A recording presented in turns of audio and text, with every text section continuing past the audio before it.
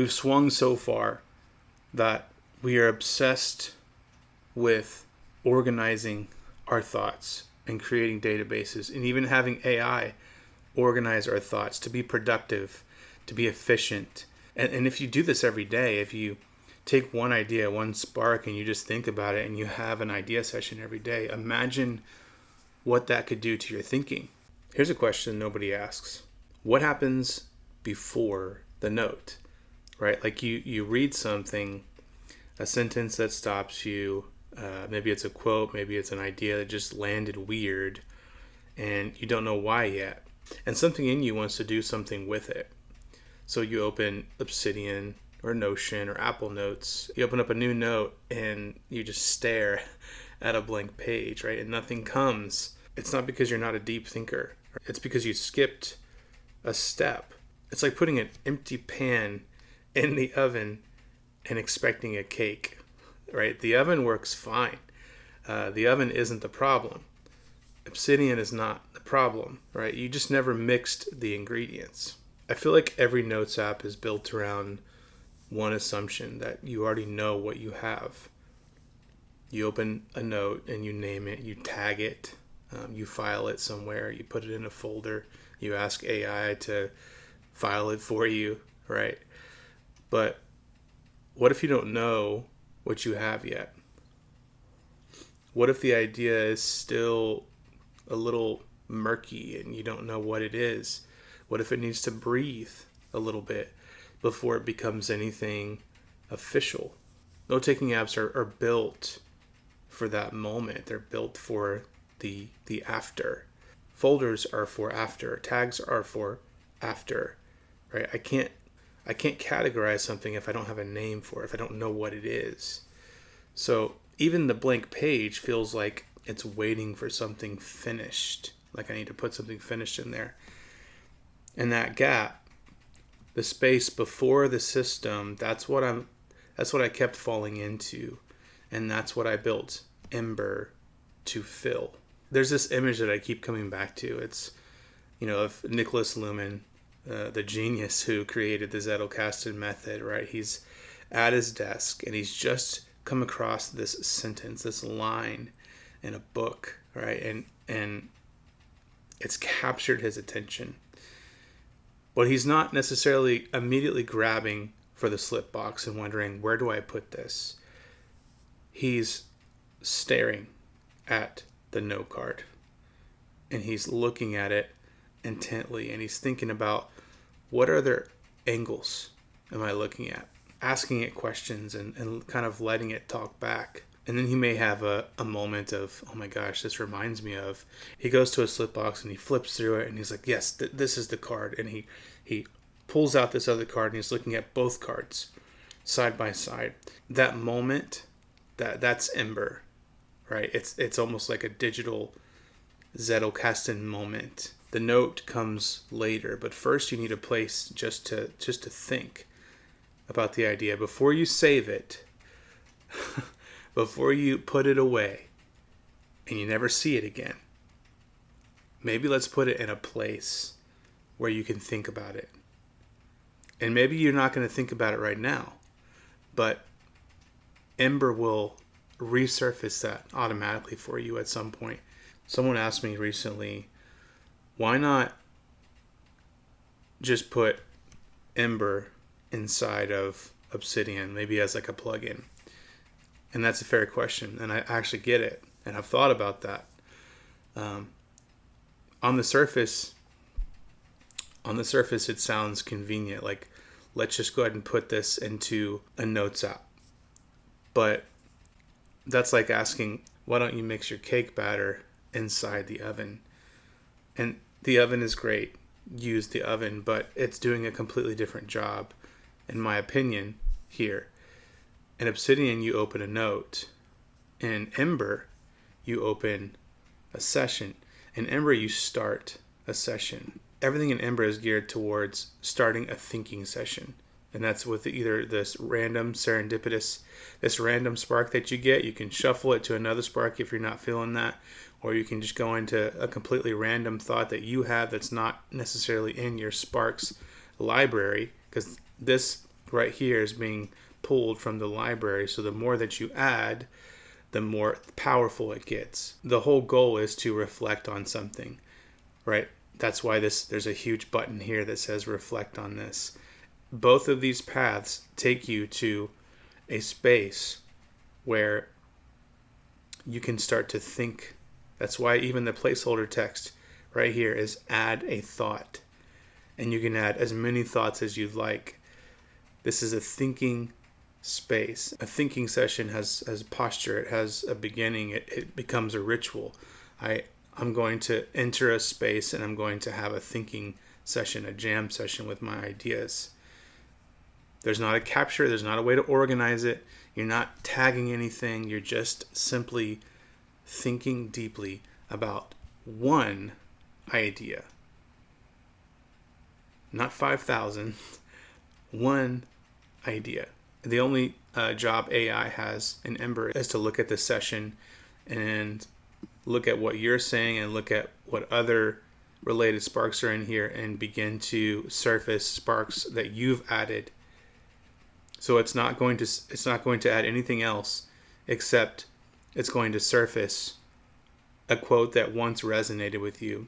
And that one quote right here is a Winnie the Pooh passage that came up. This is a cool moment that I had this morning. That one quote here, and it doesn't have to be a quote, it could be an idea. When you go to add a spark, you can add an idea or a quote, and then you have an option to add the author as well. But it could be literally anything. Like if you just have this idea that you just want to think about and you want to make sure that you think about it, you add it to Ember because it's going to resurface for you automatically at some point. Or you can go in and manually search for the spark and begin a session. I'm getting off track here. My point is that it only bubbles up what you've added. You don't even bulk import into Ember. You don't migrate your whole vault over here. This is not to replace a Notes app. This is not another Obsidian. This is not another Notion.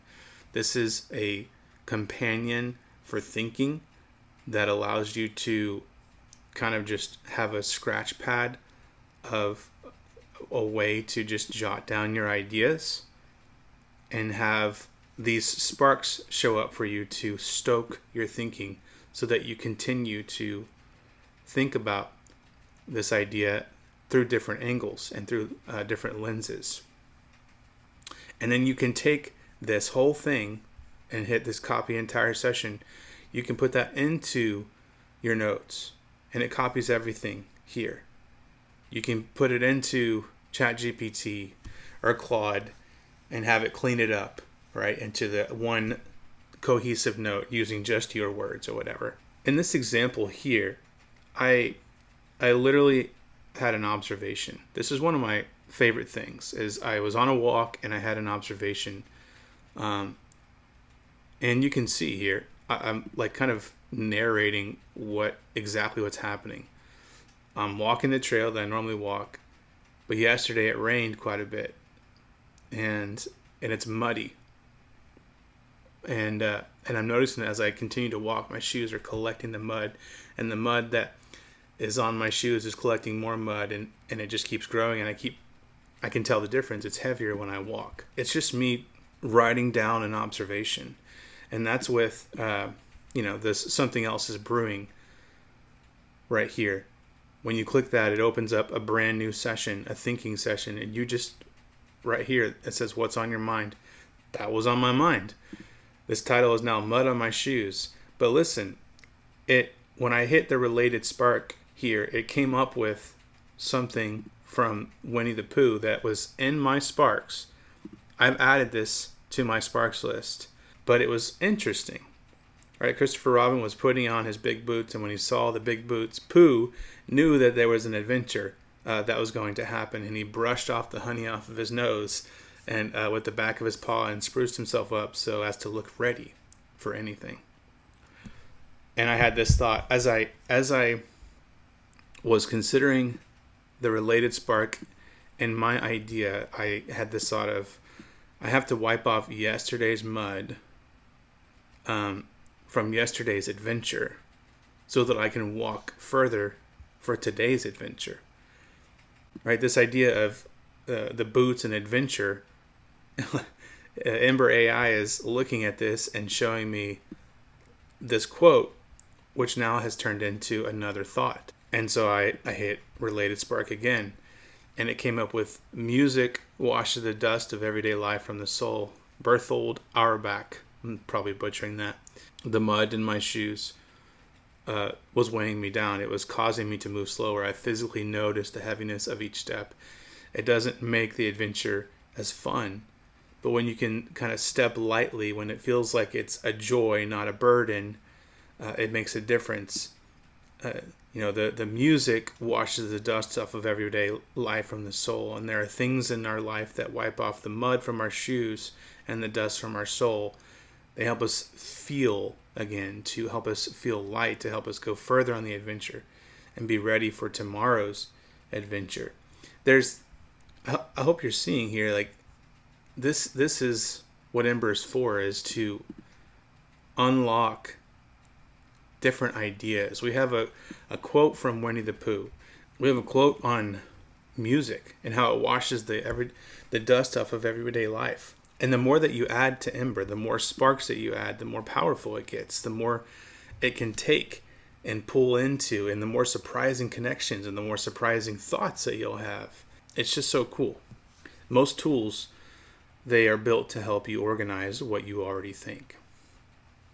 And we need those tools. We need a way to organize. We've swung so far that we are obsessed with organizing our thoughts and creating databases, and even having AI organize our thoughts to be productive, to be efficient.